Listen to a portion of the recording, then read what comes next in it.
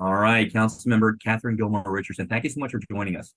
Thank you. Thank you, Lawrence and Denise, for having me. I really appreciate the opportunity.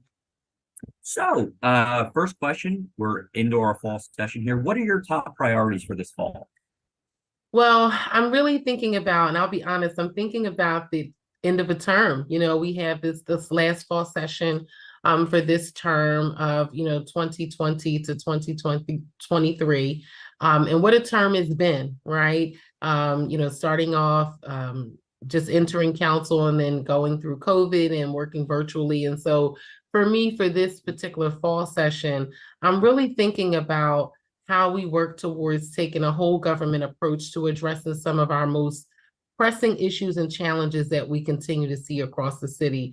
And of course, for me, those are going to be the things that I've been focusing on around keeping all of our young people in our community safe, looking at our city finances and ensuring that we are bolstering our fiscal stability, helping all of our working parents and all of those who need to increase their workforce development opportunities, and then advancing, of course, environmental justice and climate resiliency across the city of Philadelphia. And so one of the things that I've worked really hard on over this past term, both from a legislative and a programmatic perspective, has been these nuisance businesses. And so I introduced legislation on the first session of council that would further crack down on these nuisance businesses that are selling unlawful drug paraphernalia. And so what we've seen since particularly the pandemic.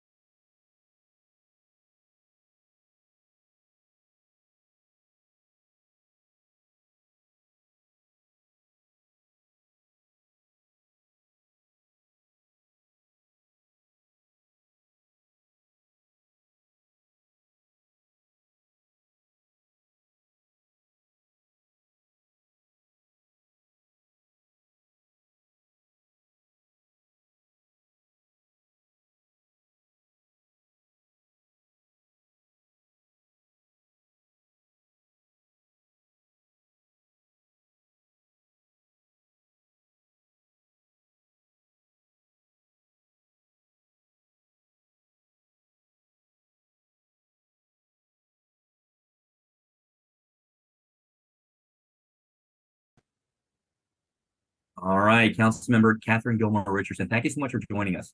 Thank you. Thank you, Lawrence and Denise, for having me. I really appreciate the opportunity. First question, we're into our fall session here. What are your top priorities for this fall? Well, I'm really thinking about, and I'll be honest, I'm thinking about the end of a term. We have this last fall session for this term of 2020 to 2023, and what a term has been, right? Starting off just entering council and then going through COVID and working virtually. And so for me, for this particular fall session, I'm really thinking about how we work towards taking a whole government approach to addressing some of our most pressing issues and challenges that we continue to see across the city. And of course, for me, those are going to be the things that I've been focusing on around keeping all of our young people in our community safe, looking at our city finances and ensuring that we are bolstering our fiscal stability, helping all of our working parents and all of those who need to increase their workforce development opportunities, and then advancing, of course, environmental justice and climate resiliency across the city of Philadelphia. And so one of the things that I've worked really hard on over this past term, both from a legislative and a programmatic perspective, has been these nuisance businesses. And so I introduced legislation on the first session of council that would further crack down on these nuisance businesses that are selling unlawful drug paraphernalia. And so what we've seen since particularly the pandemic is across the city, it's really been a proliferation of these stores that are telling the city of Philadelphia that they're going to be grocery or convenience stores, but really they sell nothing but drug paraphernalia. And most of them, 9 times out of 10, from the data that we have and from all of the enforcement action information we have, 90% of them lack the proper zoning in order to operate in communities. That means they've never gone through the zoning process. They've never gone to the local community organization to ask for approval to operate in these communities. And so we've had to introduce additional legislation this September to further crack down on them and make it very, very clear what they have to do as a part of their abatement plan when they are found to be selling drug paraphernalia. And I know everybody says, you know, why are you focusing on this specific issue? Because these drug paraphernalia stores, we found a lot of the activity in and around these locations have led to a number of violent and or criminal incidents that really add to the public safety crisis that we are continuing to deal with in Philadelphia. And so when we cite these businesses, when they have to come into compliance, a lot of them have tried to skirt the process or use gray areas in the law to get around doing everything the city has asked them to do. So I introduced legislation that would make it real clear what they have to do around their nuisance abatement plans for these drug paraphernalia stores, you know, how they have to ensure their video monitoring system is working, because even though video monitoring is in the current nuisance abatement plan now, they'll put the cameras on the floor and have them facing people's feet. You can't see anything in that regard. But in addition to that, they now have to sign to the effect that they know they have violated the city's zoning requirements. We're going to make them sign to that effect because that'll help us when we have to work with the law department moving forward. And then finally,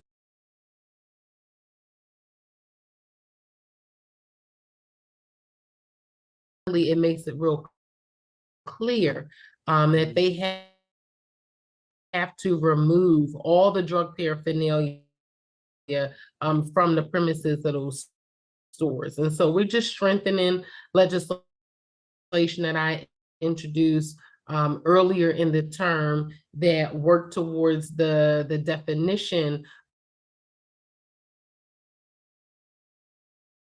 of drug paraphernalia. Okay.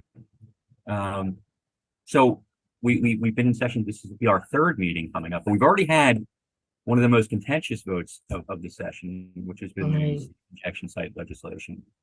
When you look at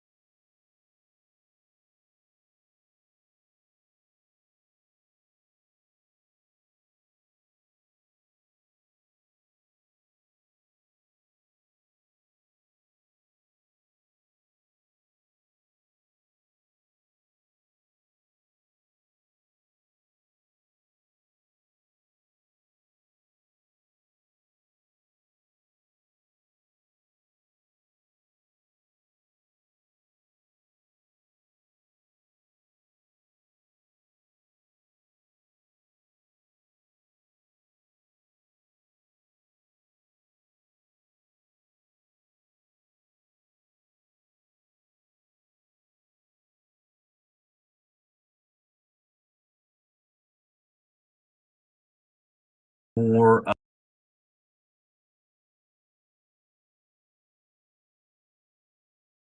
of a vote against safe injection sites, or maybe a little bit of both?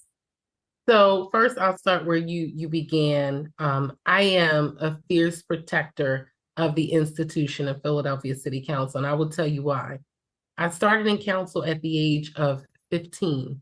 I was an intern and a volunteer for former council member Blondell Reynolds Brown. So when you talk about being there at a time when things, quite frankly, were very different than they are now, and partially that's because of the pandemic, and a lot of it is because of the changes that we've seen over the years. And change is good. I want to be real clear. Change is very good. Having millennials on council is real good. I'm a millennial as well. But I think we have to understand that that institution is just that. It's an institution. And there are certain things that we should do to uphold that. That's going to, following the rules of council. That goes to, using Mason's Manual of Legislative Review that I bring with me to every single council session. And then it goes down to, for me, even how you work with, interact with, and treat your colleagues and the team members who work with us, who do the hard and necessary work to ensure that that body runs and that we are adequately, properly serving our constituents and the community. So got to start there, because I love council. When I walk into that building every single day, I feel like I'm walking into my house, like I'm coming back home. I literally sometimes pull out my house keys and I'm opening my office door, because that's how much I love Philadelphia City Council, and really cannot imagine doing anything else. But to your point around the safe injection site bill, for me, as someone who was a legislative aide for 5 years, I read that bill as what it is. It's a zoning overlay. It creates and provides for a zoning overlay district that bans safe injection sites. But we all know a zoning overlay simply means that you would have to go to the zoning board. If you want to try to have that use in an area, you have to then go to the zoning board and then go to the local registered community organization and work with the local leaders in order to try to get a variance to have that said use in that community. So for me, this wasn't a vote of for or against safe injection sites. This is a vote for, and that bill for me was a vote for allowing and ensuring that the community has a voice and a say in the process and what goes into their community. This would be the same thing if it was related to affordable housing. It'd be the same thing if I was talking about drug paraphernalia stores. Maybe the same thing if we're dealing with an outdoor cafe. The community should have a voice and a say in the process for whatever comes into their community. And as of right now, as far as I'm concerned, the community didn't have an adequate opportunity to have a real voice in that process. There was a meeting earlier in the year, several months back, and elected officials weren't even allowed to attend that meeting. So how are we then supposed to stand up for our communities and represent their interests, whatever they may be, if we're not given that opportunity? And for me, this zoning overlay district gives the community the needed and necessary opportunity to have a voice and a say in what comes into their community. If you look at the text of the bill, it's not very long. It provides for a zoning overlay district. 15 years a little bit, we are on the cusp of what I would call generational change in city council and local government. City Council President Carol Clark will be retiring at the end of the session in January. What are you looking for in a new city council president? What makes a good council president? Well, one, I have had the great fortune of being there for the entire presidency of Council President Darrell L. Clark. And I just want to give him kudos for the work that he has done to modernize the institution, to ensure from a technological perspective that we have the resources necessary in order to do the work that we must do each and every day on behalf of our constituents, really working together and ensuring that we stayed together as a body, but also his just institutional knowledge. I mean, that type of institutional knowledge you can never pay for. That is not, I mean, he literally has a PhD in Philadelphia City Council. And so for me, I am going to miss that about him. I'm going to miss his fairness. I'm going to miss the fact that when I spoke with him, I knew that it stayed just there with me and him. That trust and that integrity as a part of the process and building the trust amongst colleagues. I'm really, really, really going to miss those wonderful qualities about him. And for me, when I think about leadership for this next term, and I think about it very differently, I'm sure, than a lot of others do, because again, I've had the fortune of being there for a very long time. And not as a member, but if I include my time as a staffer and a volunteer and an intern, probably outside of Council Member O'Neill and with CP not returning and Sharon concluding at this term, I will have been there the longest, not as a council member, but as time in that institution of Philadelphia City Council. And so for me, I know that I will be looking for and continuing to look for a leader and someone who will provide leadership at a time of great transition, not just in Philadelphia City Council, but also on the second floor. Someone who can bring and keep the body together and help us work very closely together and ensure that we're building relationships as a part of the process, because there's so many new people. Someone who, like me, cares about Mason's Manual of Legislative Review to ensure that we continue to do the work in a way that is proper. And finally, someone who recognizes the moment we are in the city, a moment of great transition, a moment where we have a lot of work to do, and a moment when and where we will have to do a lot immediately at the onset of this term to ensure that we are moving the city in the right direction. Someone, and all of us do, who cares about the future of the city of Philadelphia and recognizes that every single thing we do in this moment will matter to the city of Philadelphia 5, 10, 15, and 20 years down the line.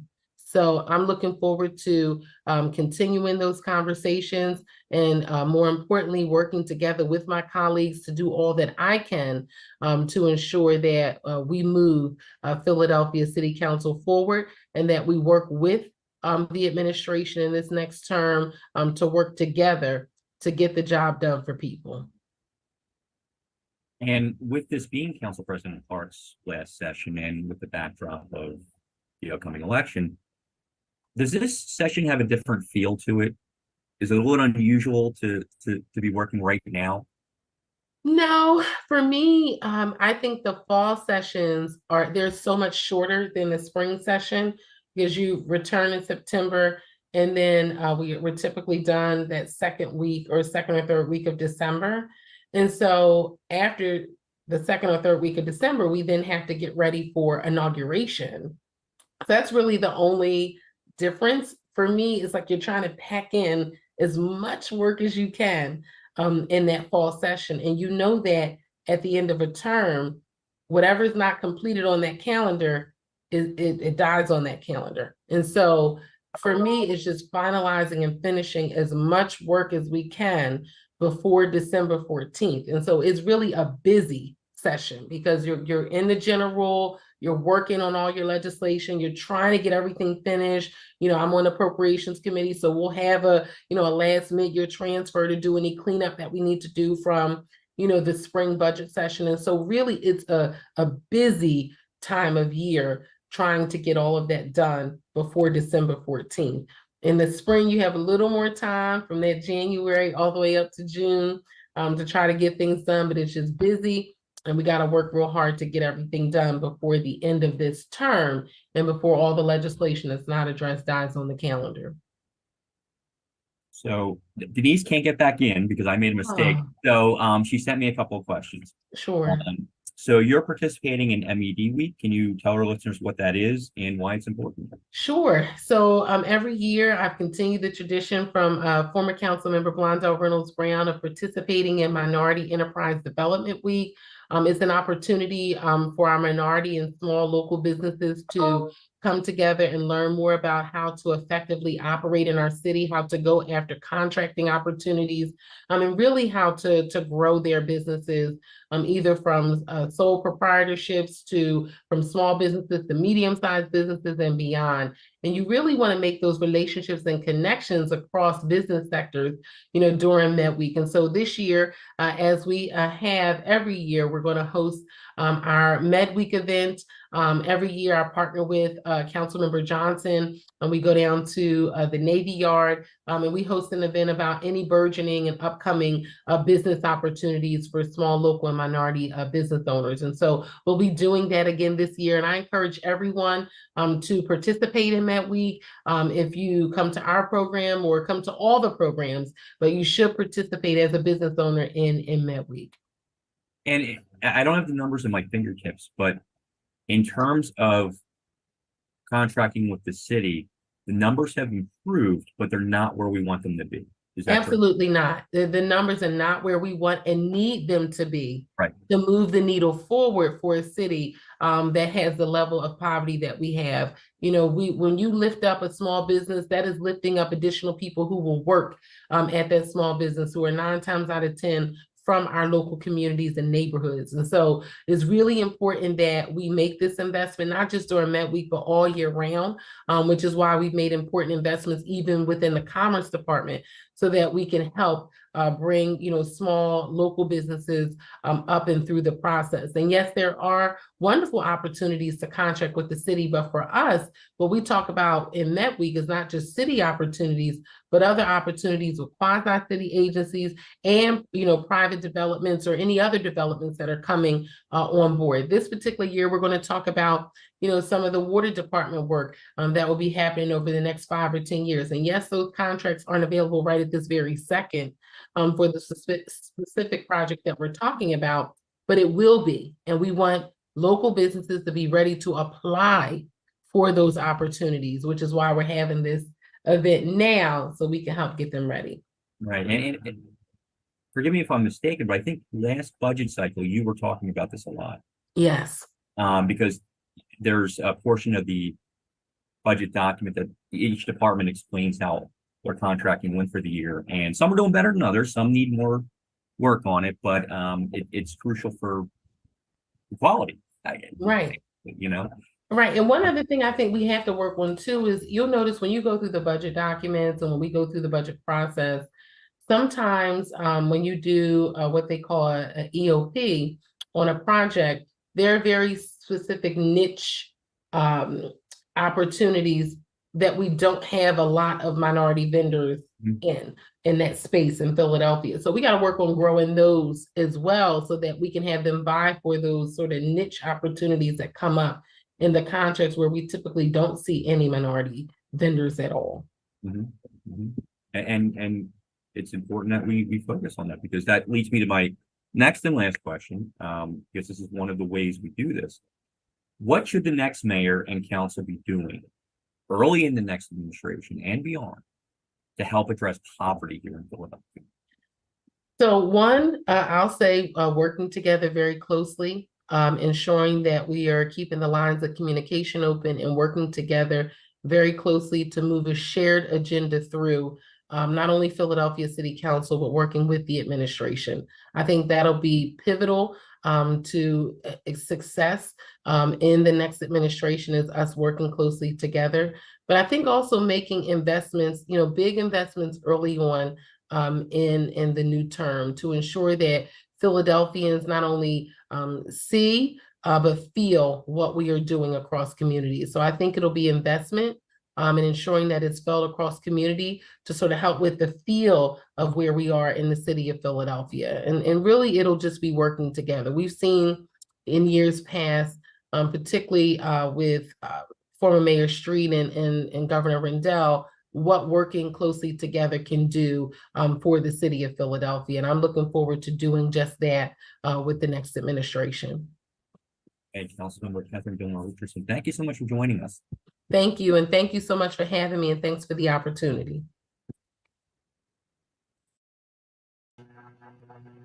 All right, we'd like to thank Councilmember Catherine Gilmore Richardson for being with us. And we apologize for the technical issues. We don't know what's happening, but it's a Wednesday, so of course there are going to be technical issues. I'd like to bring on the show with us Vanessa Maria Craver. Vanessa, how are you? Hi, Larry. I'm glad to be here. Thanks for having me on. Yesterday, I think there was a shock across the city when we found out Judge Pugh's decision, and I don't have anything else to say about it. It's just shocking. So, can you tell us what happened and sort of walk us through this? So, for our viewers and listeners who have not been following along, we've been covering the story of Eddie Irizarry, who is a young Puerto Rican man from Kensington who came to Philadelphia about 7 years ago, and was allegedly driving erratically in the streets of North Philadelphia, was followed by police, and ultimately he pulled into Willard Street, which is a one-way street going the wrong direction.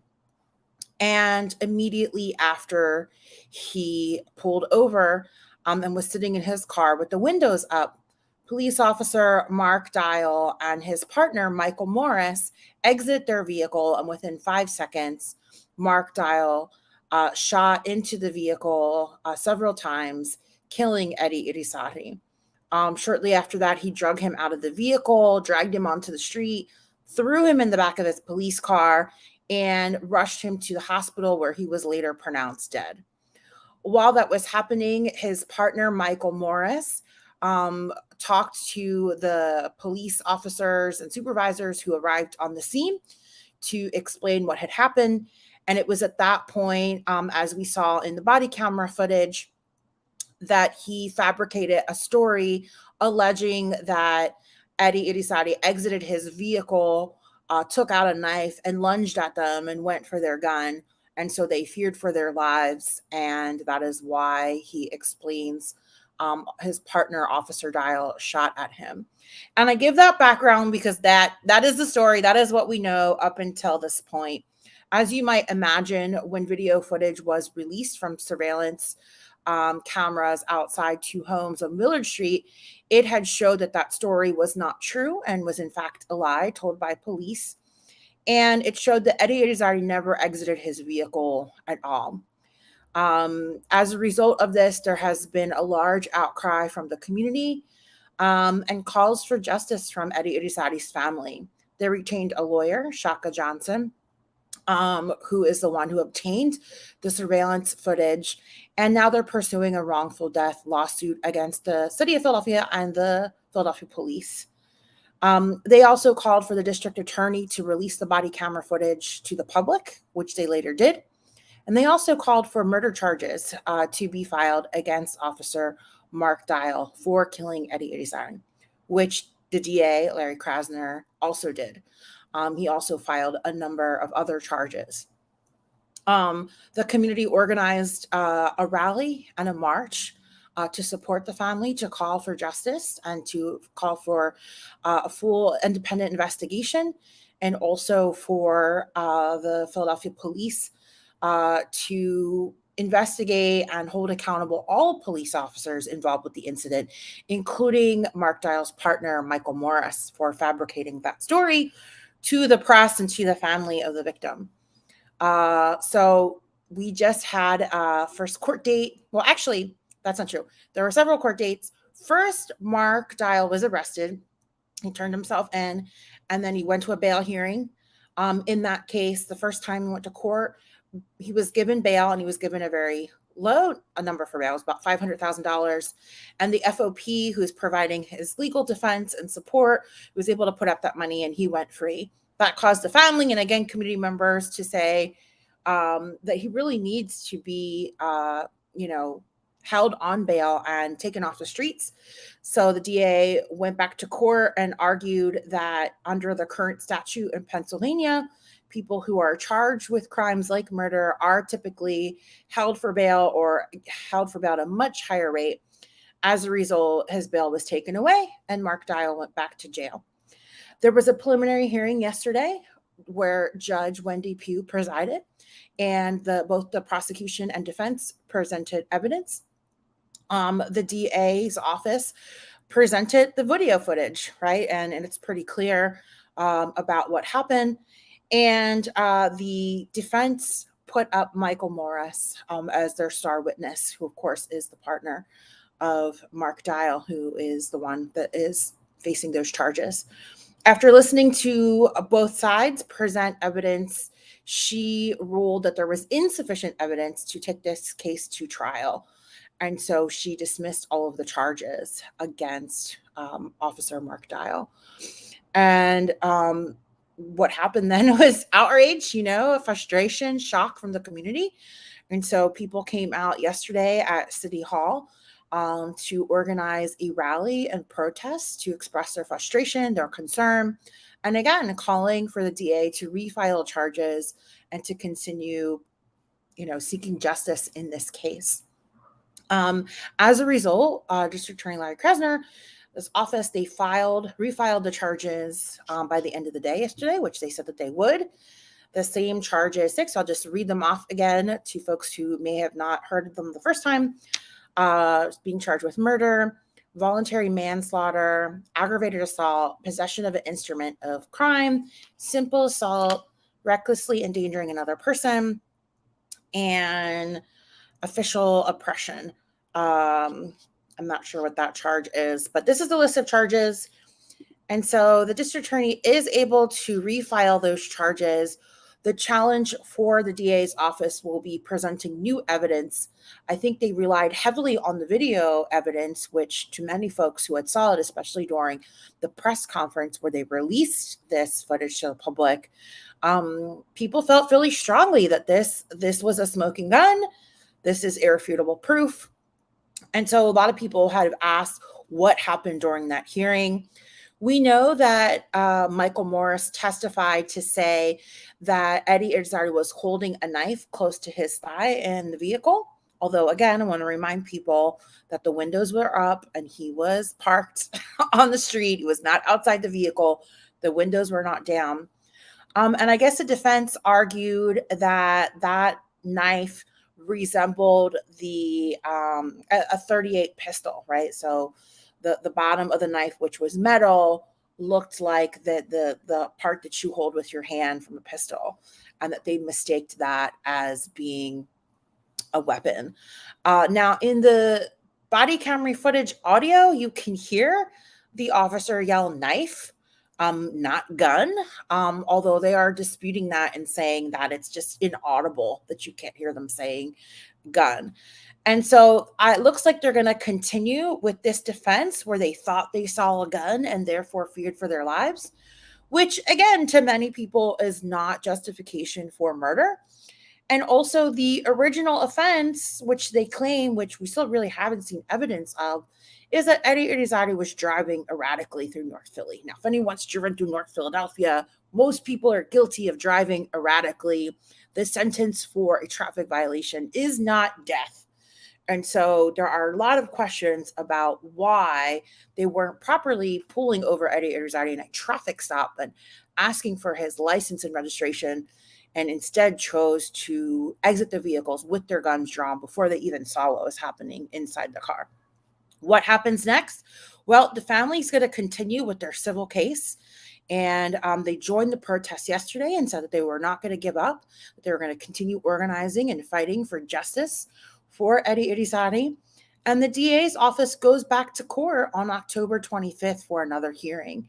They've requested an appeal to the current ruling, so another judge will look at that and see. In the meantime, they have refiled the charges. They are probably continuing to build their case and look for other evidence that can support the video footage evidence.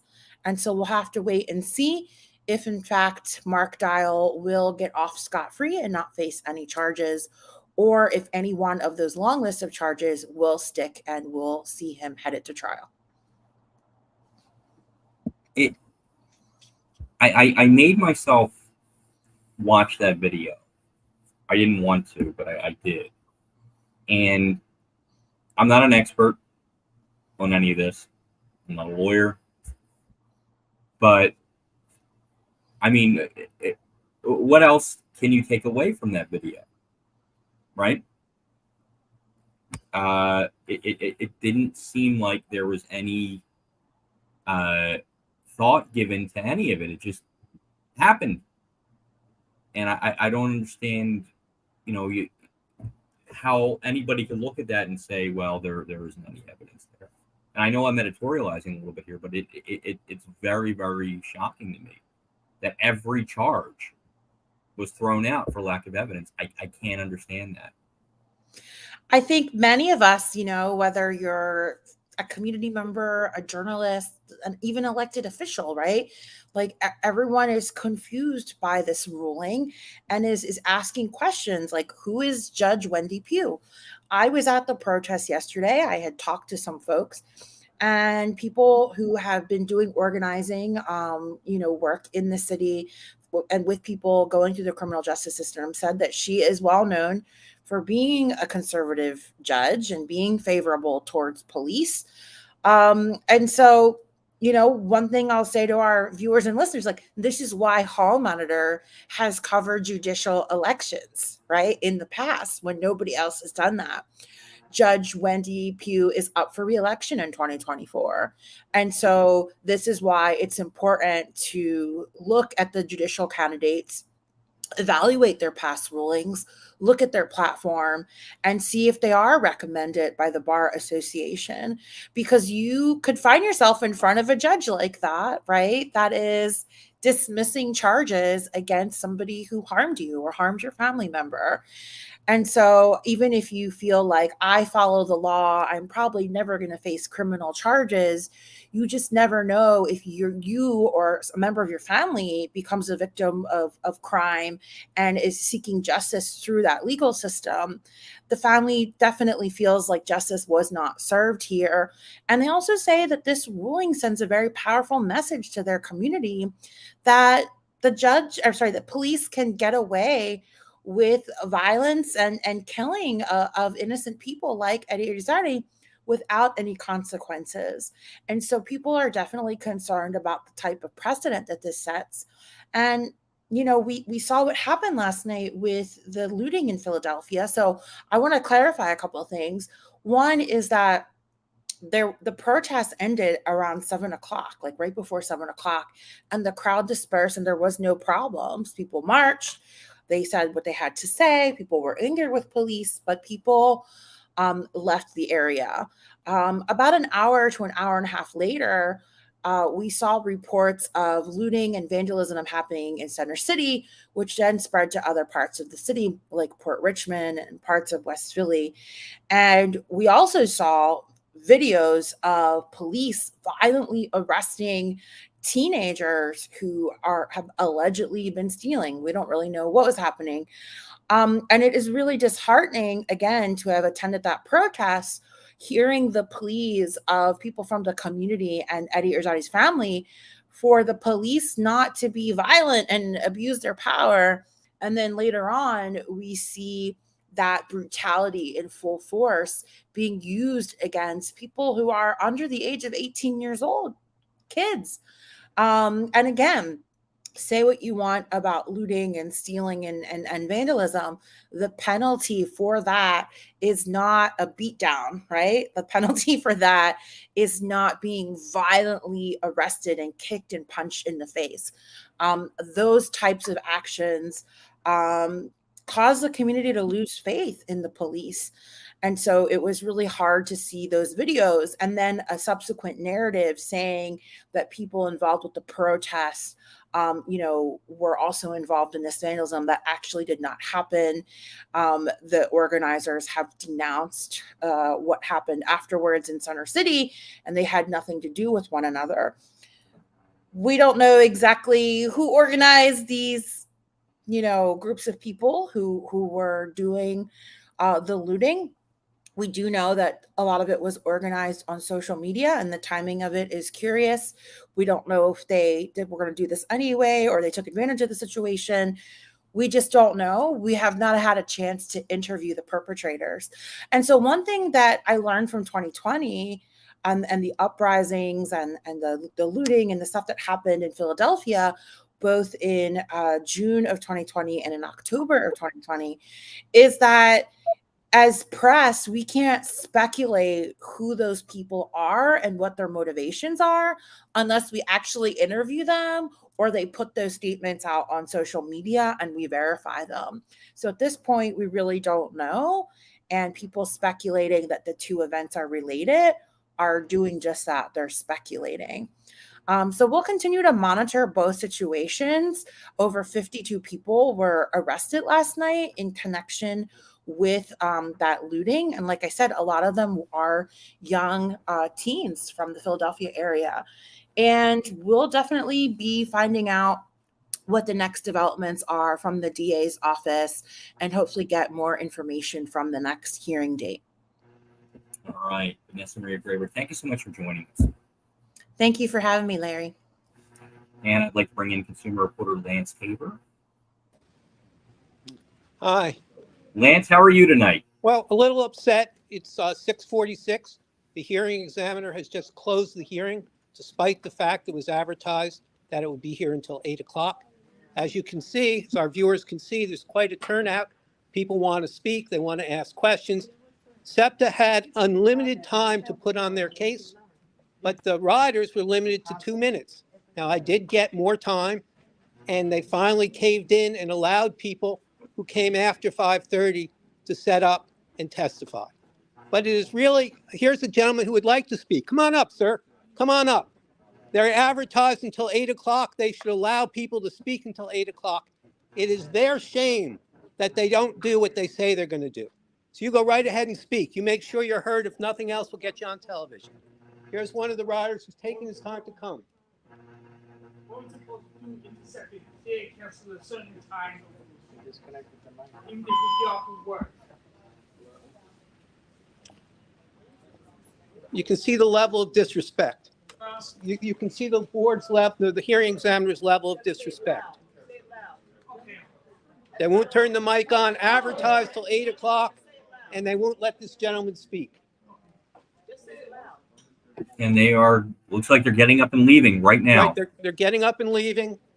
Again, all you have to do is look on the page. It'll be clear. It says till 8 o'clock, but they will not allow people to come because the hearing examiner can't be bothered to let people come until 8 o'clock. And that is really the problem. You can see the total disrespect. Also, I think if you look, you'll see the hearing examiner sits with the SEPTA board. The SEPTA, I'm sorry, not the SEPTA board, the SEPTA staff. There is no distinction between the hearing examiner and SEPTA. It's not an independent hearing. There was no one here to represent the riders. There was no time for the riders to get answers to the questions. One of the things we did learn tonight was that SEPTA's plan for this microtransit doesn't serve the disabled community, and SEPTA has no plan.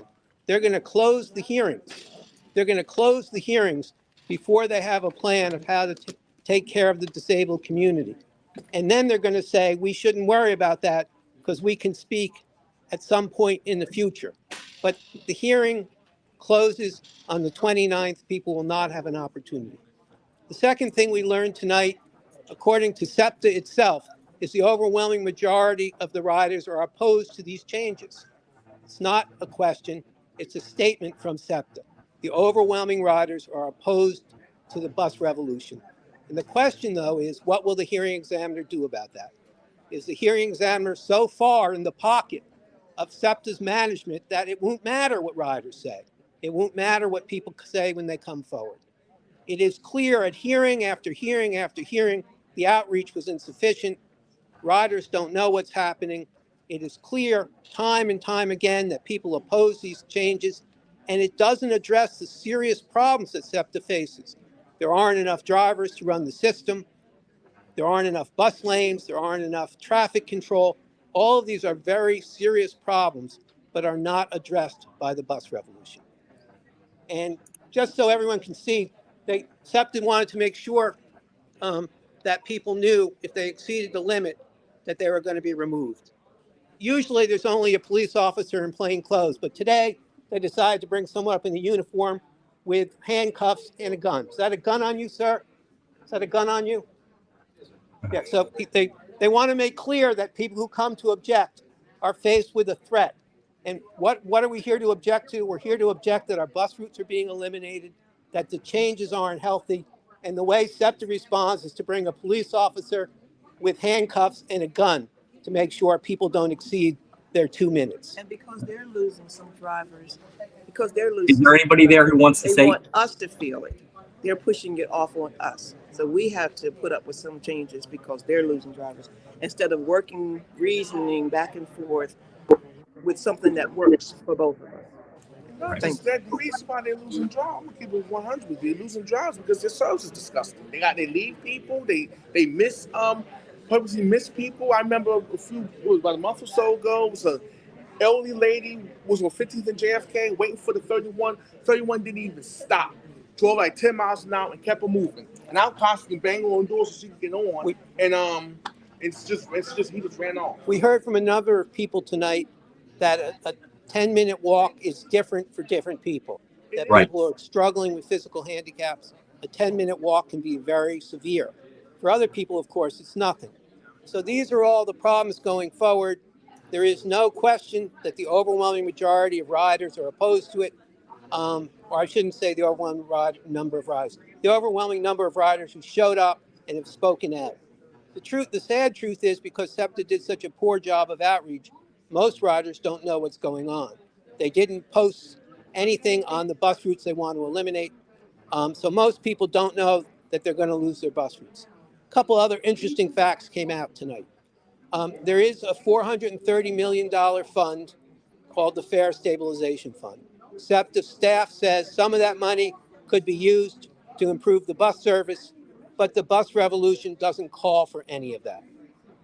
All of the changes that the general manager Richards talks about happening in response to people's statements and testimony and meetings would happen without the bus revolution.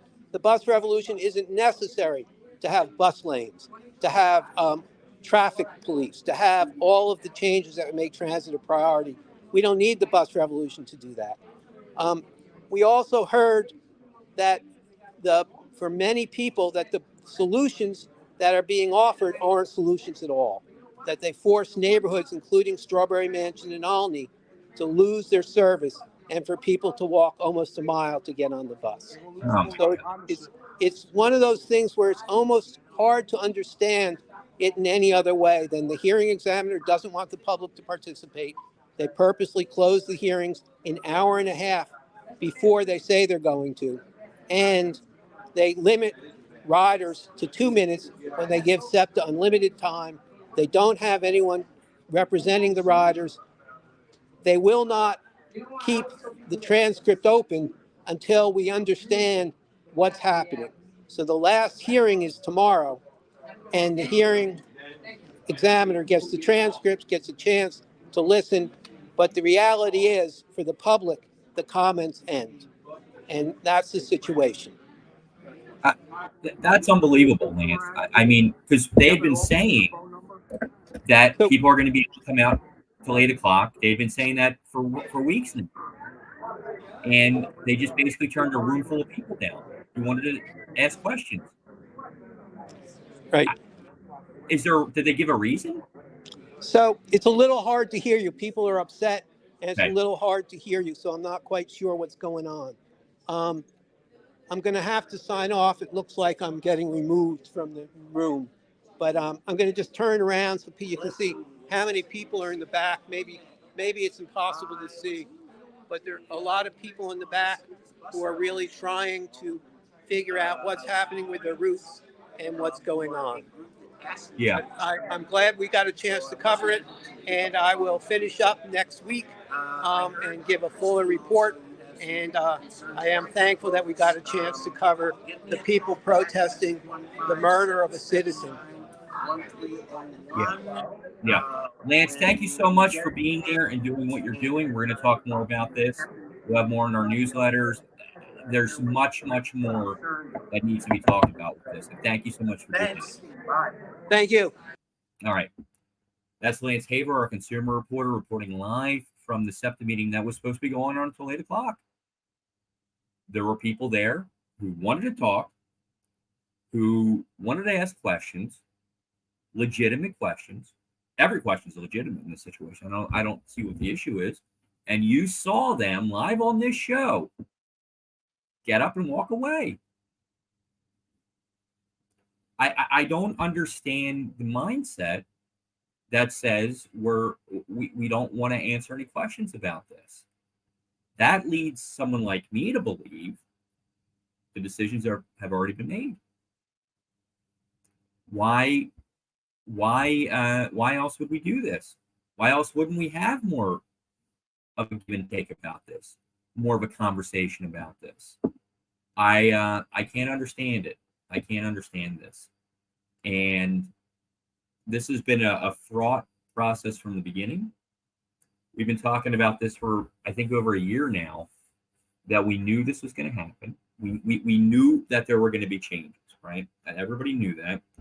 And I think most reasonable people would say, well, you know, if you need to make a couple of changes, then we understand that. But what you're seeing here are wholesale changes to the entire bus line. There's 150 bus routes.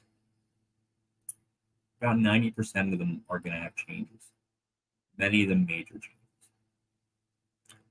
We heard from a bus driver last week who said this is the worst way to do it, to make these changes all at one time. It's going to confuse people and cause trouble and issues. It's going to create situations where people don't know where to go for a long time. It's going to drive more people to take the subway, which they do not want to do. For safety reasons, cleanliness reasons, there's all sorts of reasons why people like their bus lines the way they are. Again, some changes are to be expected and not unreasonable. But making all these changes, having city council say, we think you're going too far with this, and then coming back and making more changes, and then saying, we're going to talk to people, we're going to have people hear us out, and then not doing that. Stopping your self-organized question and answer period that goes to 8 o'clock at 6:30 when there are people who still want to ask questions is inexplicable. And that says to me that these decisions have already been made. And that's it. And there's that just, it isn't right. That isn't right. And we would like to hear from SEPTA about why they did this. We don't know that we will, but we're going to stay on this, and we're going to keep asking questions about this. Next week on the program, Lance Haber will be back to tell us more about what happened this week and the overall bus revolution. And candidate David O, Republican nominee for mayor of Philadelphia, will be with us, do an in-depth interview about his policies and where he stands. We will have candidate Terrell Parker with us to do the same. So back-to-back weeks, we'll have the candidates for mayor to speak with us. So we'll be back next week on Hall Monitor.